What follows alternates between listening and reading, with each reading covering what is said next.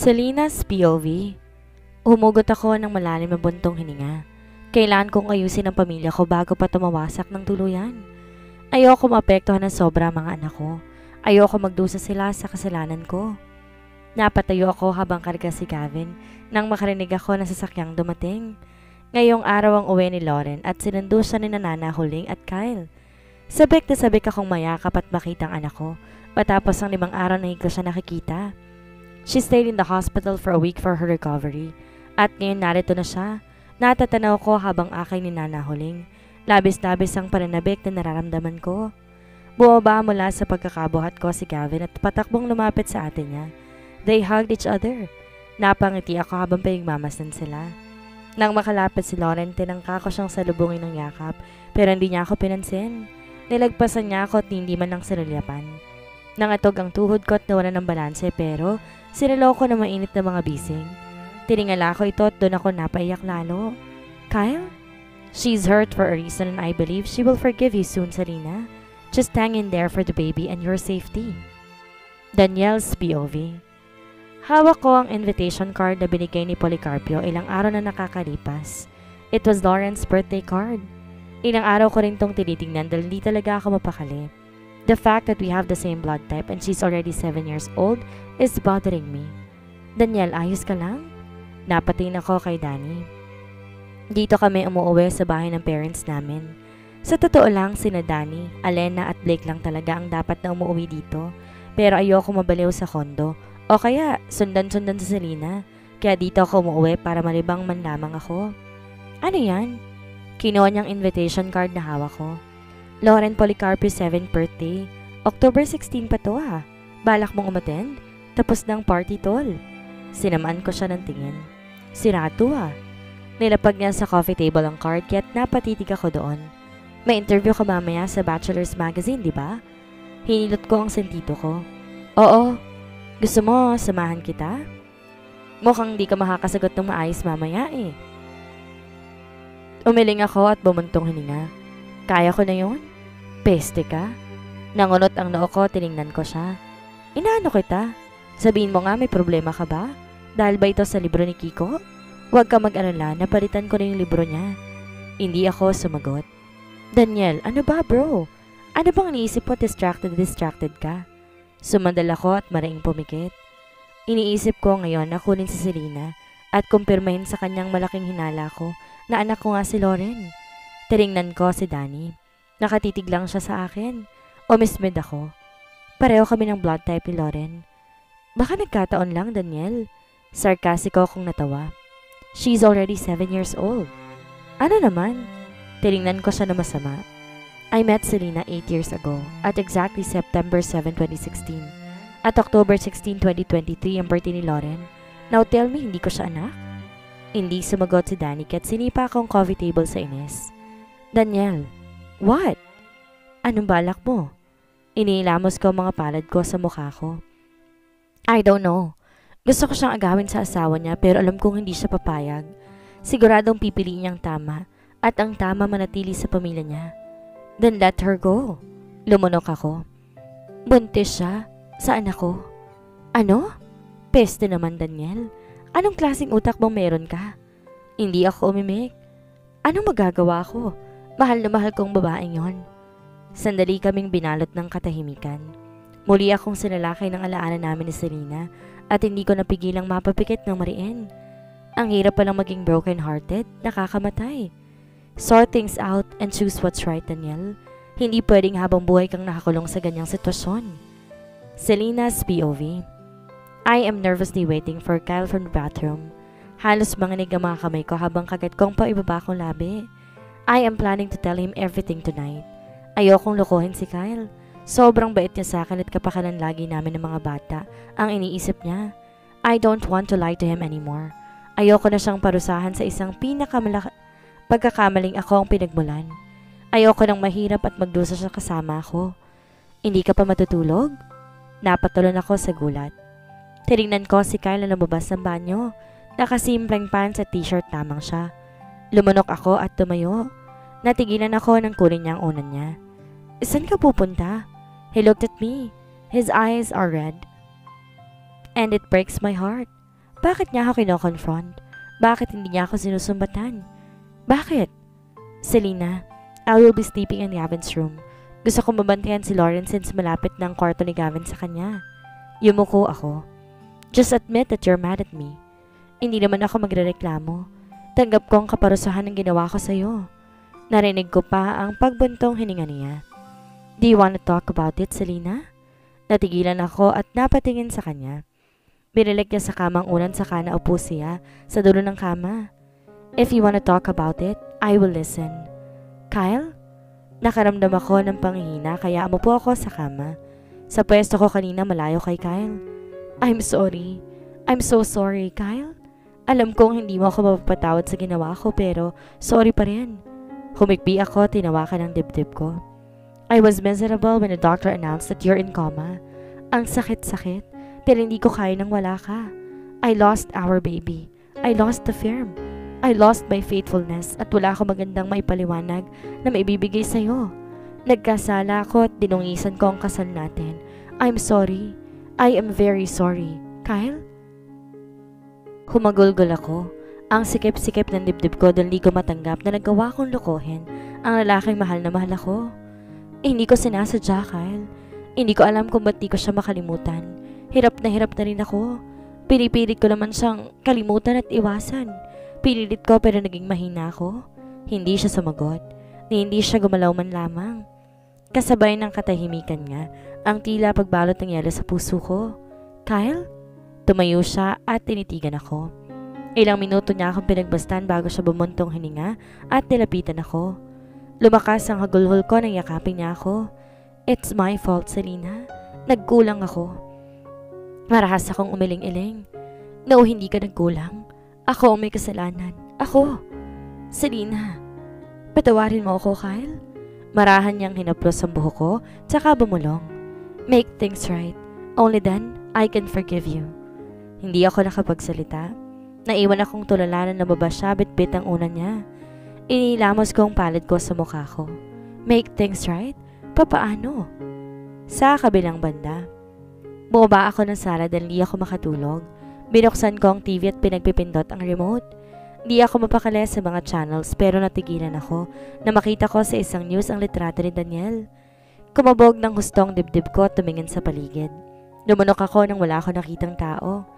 The young businessman Daniel Milares was rushed to the hospital after he fainted during the interview with Bachelor's Magazine. Napatayo ako at para ako nabingi. Ospital? Bakit? Ano nangyari kay Daniel? Inatake ba siya ng migraine? Paano kung hindi? Paano kung mas malala doon?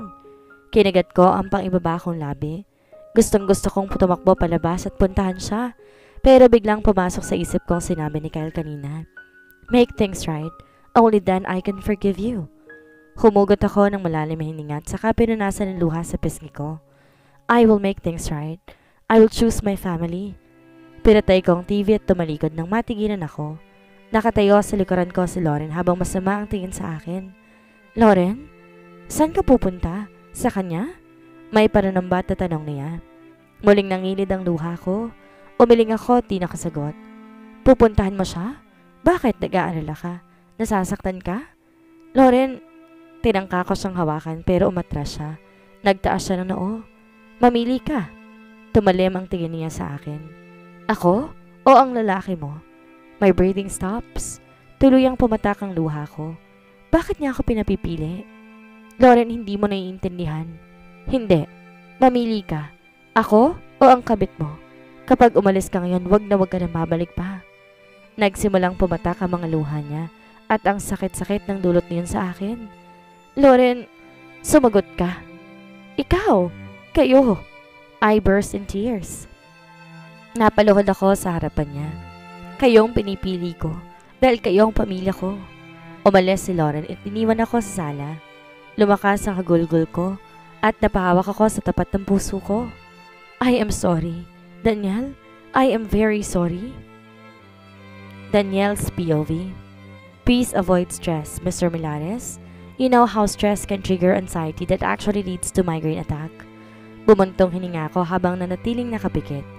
Kumain ka sa oras. Matulog ka na mas madalas at iwasan ng mga nakaka-stress sa pangyayari. Ang alam kong imposible para sa uri ng negosyong meron ka. But please make it impossible. I'm a doctor, Mr. Milares, and as my patient, take my advices. Nagmulat ako ng mata. Doc, what is it, Mr. Milares? Nalingon ko siya. Maaari mo siyang bakong bigyan ng pabor? Pakireset ng utak ko para maiwasan kong isipin siya. Narinig ko pang maingay niyang buntong hininga. I am just helping to treat you, Mr. Milares. I am not here to change you. Dapat mong kausapin ng taong yon at tinawin ng mga bagay sa kanya. Muli akong pumikit. That would be impossible now. She won't talk to me again. Ngayon pang gising na ang asawa niya? Tanong ni Kiko na lumapit na sa akin. Nagkibit balikat ako. Still miserable. Tinig ko binabayaran natin ang ating mga kasalanan. Pinaningkitan ko ng mata si Jacob. We? Yeah. Nagkataong nadapa ako at nahulog sa isang mabangis sa babae na tinawag akong pangit. Natawa ako. Really? Sumama ang mukha ni Jacob nang humalakak si Kiko at Danny. Peste kayo. Kakaramahan din kayong dalawa. Danny shook his head. Oo. Tapos ng karma ko at sandali lang yon. I'm a happy man now with my future wife. Nahagip ng palingin ko ang dalawang maleta sa gilid. Kanina yung mga yan.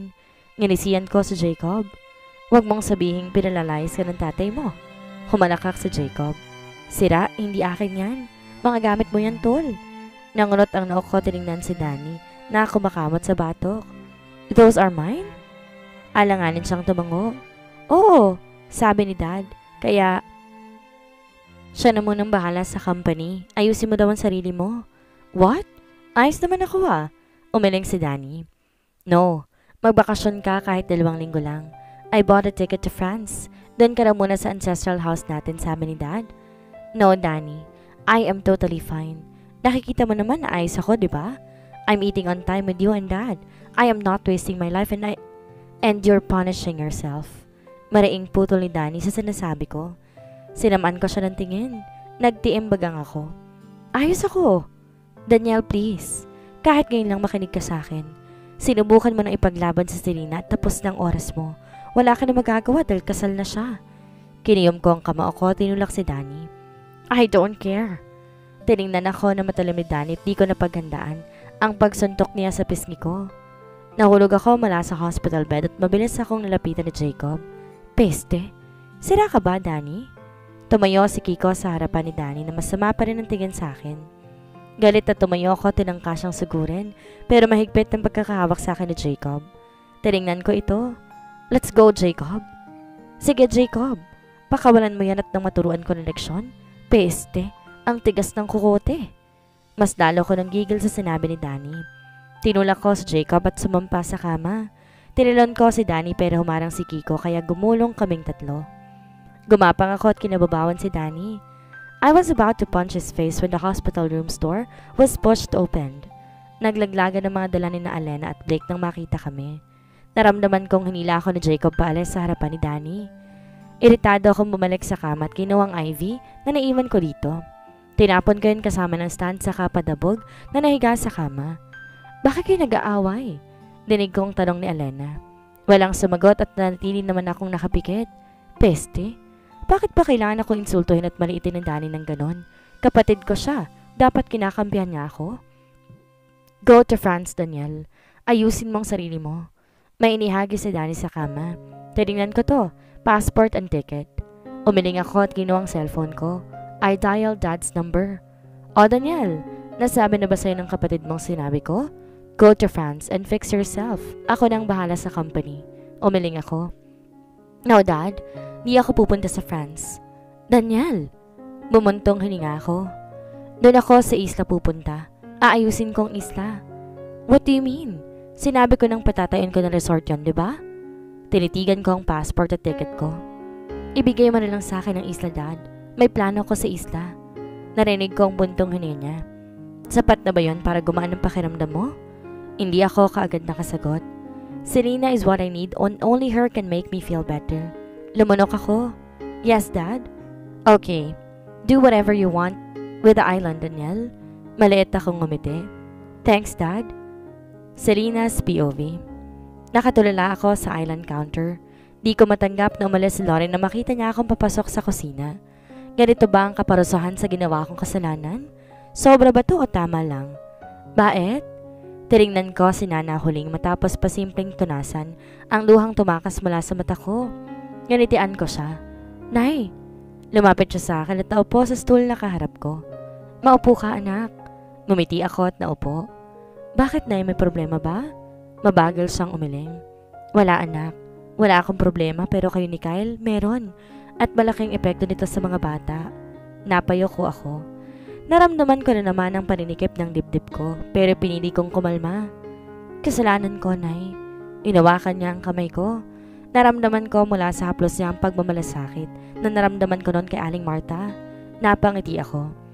Anak, ko ano man ang nangyari, nasisiguro ko may sapat kang dahilan at paliwanag. Nakamot ko ang counter. Nagtaksil ako, Nay. Humugot ako ng malalim na buntong hininga. Walang sapat na dahilan at paliwanag sa ginawa ko? Hindi ba't pagtataksil din ang pagsisinungaling sa sarili? Pinagtataksilan mo ang sarili mong damdamin, Baet? Tinignan ko siya habang nangingilid ng luha ko. Nay, she smiled. Nakita ko kung paano mong minahal si Kyle, anak. Nakita ko kung paano ka naging mabuting asawa. Nakita ko ang pagsisikap mo at pagbahalaga sa iyong pamilya. At nakikita ko rin ngayon kung paano mo pinaparusahan ang sarili mo. I burst in tears again. Nay, anak, kung pinakatamang desisyon para sa iyo, ikulong ang sarili mong damdamin at manatili sa isang sitwasyon na nahihirapan ka, hindi ba't pagtataksil pa rin iyon? Tama ang sinabi niya. Nagtataksil pa rin ako. Hindi man literal pero pinagtataksalan ko pa rin si Kyle at ang sarili kong nararamdaman. Ang pagtataksil napakalaking kasalanan at hindi ko sinasabi ito para konsentehin ka. Sinasabi ko to sa'yo dahil nakikita ko, nahirapan ka at ayaw ko nun. Ayaw ko nagkakasakitan kayo ni Kyle. Gawin mo ang tama, anak. Ang tama kung saan ka magiging masaya. Tama? Tamang desisyon kung saan ako magiging masaya? Tama namang piliin ng pamilya ko. Pero bakit hindi ako masaya? Paano ba malalaman kung tama ang isang desisyon, Nay? Tumayo siya at lumapit sa akin. Hinaplos niya ang buhok ko. Kapag masaya ka na, tama ng iyong desisyon. Nakangiti niyang sagot saka ko masayong niyakap. Marin akong pumikit at dinama ang init ng yakap niya. Ano ang gagawin ko? Nakapagdesisyon na ako at pinili ko ang pamilya ko. Hindi ako masaya, ibig bang sabihin, hindi tama ang pinili kong desisyon? Bakit? Paano? Pinili ko ang pamilya ko dahil ayoko nang mahirapan pa si Lauren at dapat manatili ako dahil kasal ako. Mga isiniksik ko sa sarili ko kay Nana huling. Makakaya ko bang kalabanin ang damdamin ng anak ko para piliin ang desisyon ko saan ako magiging masaya at kontento? Sa kabilang banda, Selena, napakurap-kurap ako at lumingon kay Kyle. Nakita ko ang pagbuntong hininga niya. Nakasuot pa siya ng suit at mukhang kadarating lamang. Tumayo ako at nilapitan ko siya. Nariyan ka na pala. Umupo siya sa sofa. Nag-squat naman ako sa harap niya at akong aalisin ang sapatos niya nang hawakan ang kamay ko at marana kong hinila papaupo sa tabi niya. He stared at me, caressing my cheeks. Hindi ako umimik.